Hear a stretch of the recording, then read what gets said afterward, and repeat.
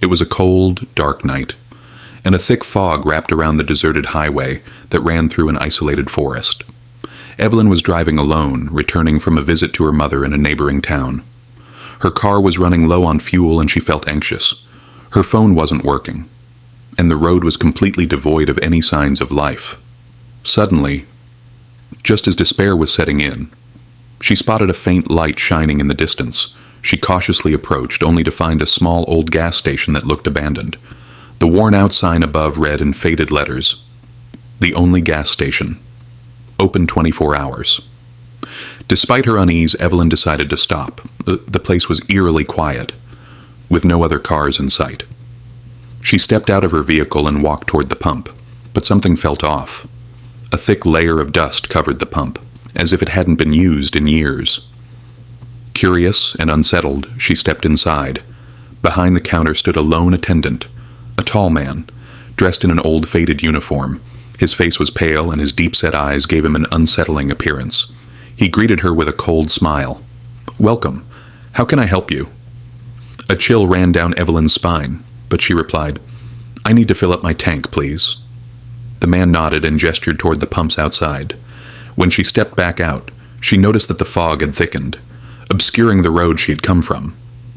Trying to shake off the unease, she began fueling her car, but the pump made an odd noise, almost as if it were groaning in pain. When she returned inside to pay, she found the attendant staring at her with an unnerving intensity. "Are you sure you want to go?" he asked. "The road ahead is dangerous." Fear crept into Evelyn's heart, but she forced herself to respond firmly. "Yes, I need to get home." She paid quickly and rushed back to her car. But as she turned the key, the engine refused to start. It cranked but wouldn't move. She tried again and again, but nothing worked. Then, as she glanced into the rearview mirror, she saw him, the attendant standing right behind her car, grinning widely. His expression disturbingly sinister.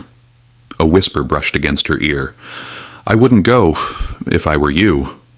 Evelyn screamed and squeezed her eyes shut.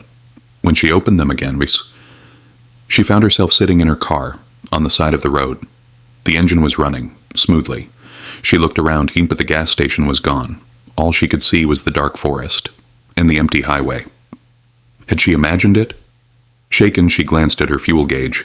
It was full, but a strange smell lingered inside the car, a mix of old gasoline and decay. When she finally arrived home, she tried to put the incident behind her, but every night, as she closed her eye, Geach, she heard the same whisper.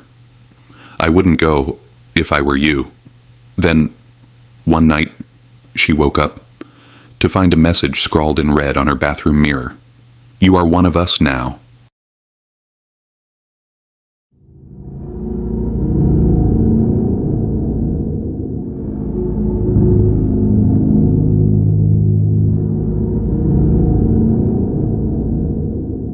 The rain was pouring heavily, and the wind howled through the trees lining the narrow country road. George and Eileen, the elderly couple, were returning home after spending a warm weekend with their children and grandchildren. The car moved slowly. Due to the harsh weather, and Eileen was talking about how happy she was to see the family, while George focused on the dark road that seemed endless.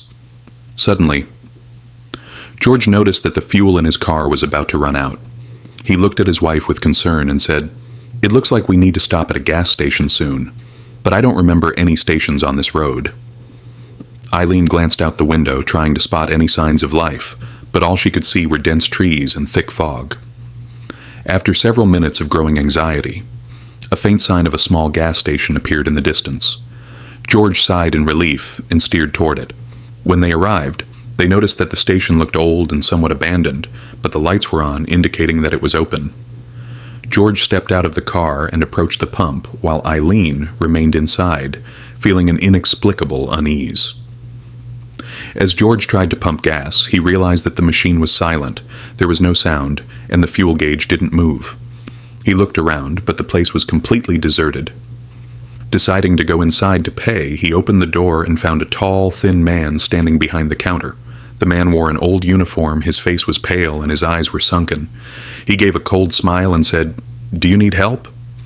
A cold sweat trickled down George's forehead, but he replied, "Yes, the pump isn't working."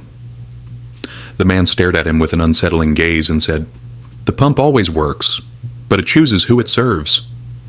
A chill ran down George's spine, but he forced himself to stay calm. He quickly paid and hurried outside, only to find that the car was now surrounded by thick fog, and the road they had come from was no longer visible. When he got back into the car, he saw that Eileen looked pale and frightened. In a trembling voice, she said, "George, something is wrong here. I saw figures watching us from between the trees." George glanced around but saw nothing. He tried to start the car, but the engine wouldn't respond. Then, suddenly, he heard a faint whisper in his ear. "Why return? The road back is not for everyone." After a long moment of silence, George pressed the gas pedal hard, and the car finally roared to life, speeding away from the gas station. They didn't stop driving until they reached their home, where they locked the doors and sat in the living room, trying to process what had happened. That night, before going to bed, George picked up his phone and scrolled through the photos he had taken the night before. He stopped at one. At first it looked normal, the road, the fog, the station in the background. But then, as he looked closer, his breath caught in his throat. In the reflection of the back window was the pale face of a man. Sunken eyes, staring directly at him.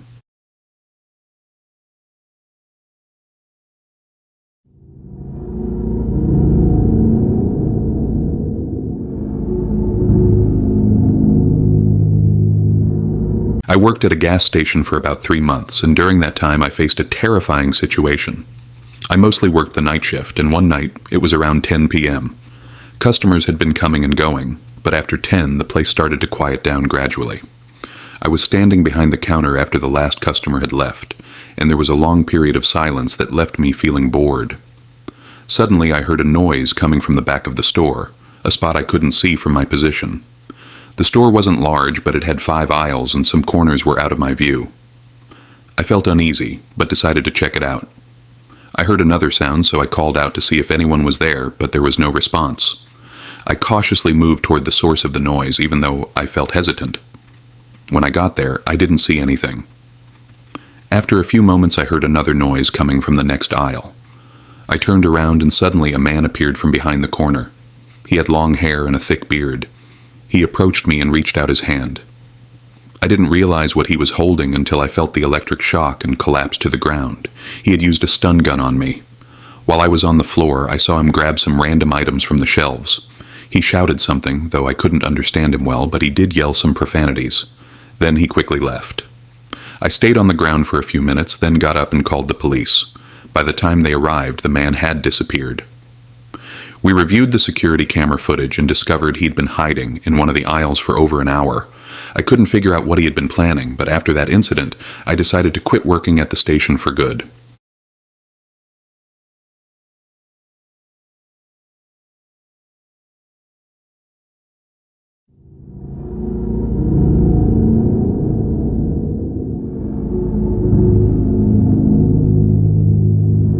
About 10 years ago, I was working at a small gas station on the outskirts of a remote rural area.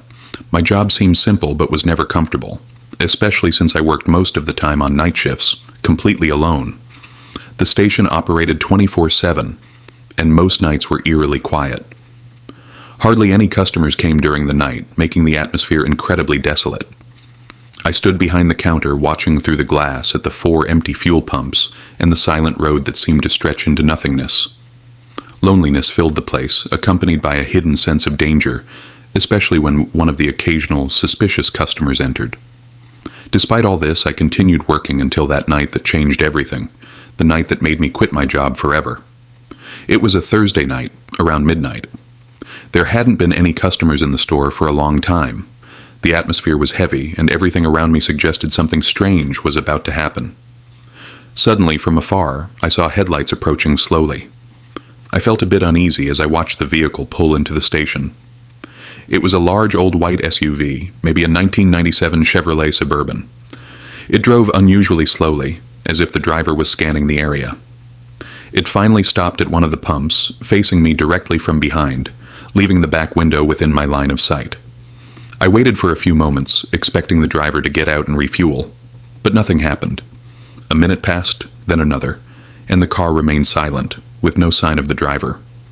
I started to feel something unsettling creeping inside me, a mix of anxiety and dread. There was something abnormal about this vehicle, something that made it impossible for me to look away. The truck remained still and no one got out. At first it seemed odd but not alarming.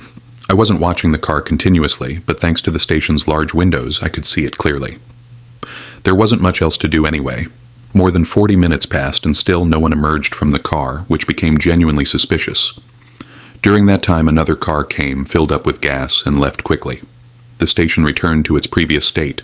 Just me, alone, and the suspicious vehicle at the pump. After several minutes, I got up to grab something to drink. When I returned to the counter, I noticed something strange. There was a person in the back seat of the SUV. Although the back windows were tinted, I could make out his face. It was a man, staring directly at me with wide, terrifying eyes. I wasn't sure if this man had been the driver, as no one had exited the vehicle. I stared at him for a full minute, and he didn't blink or look away. I felt extremely uneasy and tried to distract myself with other tasks, but it was too eerie. I kept finding myself looking back at the car. Each time I looked, he was still there, staring with the same fixed expression. This went on for about an hour. I couldn't believe he hadn't moved the entire time. At some point, for no clear reason, I decided to go outside and see what was going on. Maybe it was curiosity, or perhaps I wanted to show I wasn't afraid, though I had no intention of talking to him. I left the store and walked along the small pavement in front of the station. The man was still staring at me. But now we were about 40 feet apart. I took a few steps toward the car, and suddenly, the man moved quickly and disappeared from sight, as if he had ducked down. I noticed some movement inside the vehicle, but I couldn't determine what was happening. About 15 seconds later, the car started moving. It began reversing toward me at high speed. I realized what was happening at the last moment and jumped onto the pavement to get out of its path. The vehicle screeched to a sudden halt, its tires making a sharp noise against the ground, just a few feet away from me. For a moment, I was certain the man was trying to run me over or crash into the building, but then he suddenly sped forward, accelerating wildly out of the station and onto the road until he disappeared from sight. I stood there in shock, unable to believe what had just happened. The man had actually tried to hit me. I returned inside the store, trembling, hoping he wouldn't come back. Thankfully, he never did. The next day I handed in my resignation.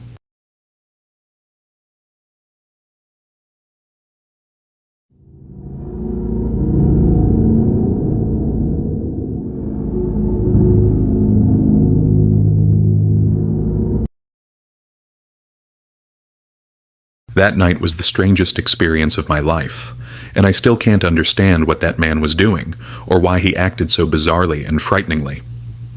I had planned to buy some snacks, but Kylie's friend called, and she started talking to him for a while, so I decided to go alone. The area around the hotel had a few closed shops, except for an open gas station. I left the hotel and walked along the sidewalk toward the station, which took about 8 minutes. The street was empty. When I entered the gas station, I was surprised to see about 12 people inside. The store was larger than usual and had a wide selection of snacks and drinks. I spent about 5 to 10 minutes picking out some items, then paid and left. While I was there, I didn't notice anything suspicious or unusual. As soon as I stepped outside, I heard the door open and realized someone had walked out behind me. I didn't think much of it at first, but as I walked along the sidewalk, I noticed that the man was following me. I glanced back and saw a person in a blue jacket and winter hat walking at a distance behind me. We were heading toward the hotel on a quiet road, and there wasn't much reason to walk that way unless you were returning to the hotel. As the man continued to follow me, I began to feel uneasy, though I tried to convince myself that he might also be a guest staying at the hotel. When I reached the hotel parking lot, the man was still behind me at the same distance. I entered the lobby and noticed he followed me inside. I headed toward the stairs to avoid taking the elevator with him, thinking that if he were a guest, he'd take the elevator like most people. But to my surprise, he followed me up the stairs too. As soon as I entered the stairwell, I let the door close behind me, but within a second I heard it open again. I realized he was still tracking me. I quickly climbed to the 3rd floor, where our room was, and texted Kylie asking her to open the room door. Thankfully, she saw the message immediately and said she would. When I reached the floor, I shut the stairwell door behind me. I was about 30 feet down the hallway when I heard the door open again. Shocked that he was still following me, I kept walking toward the room, hoping to get there quickly. I walked faster, and soon I could hear the man's footsteps getting noticeably closer. I didn't look back, but I was nervous. As I approached our room, I saw Emily had already opened the door slightly and was waiting for me. I sped up until I reached the door, entered quickly, and slammed it shut behind me. The door locked automatically, but I also secured the old manual lock. I looked through the peephole and saw the man standing directly in front of the door. He slowly walked away but returned after a few seconds and knocked on the door. I had no intention of opening it. I stepped away from the door while Kylie looked at me in confusion, not understanding what was happening. After about 2 minutes, he knocked again and then finally left. I told Kylie everything that had happened and felt grateful she had opened the door in time. If I'd had to use the key, it would have taken longer and the man might have caught up to me. I still don't know who that person was or why he was following me, but I'm certain he wasn't a hotel guest.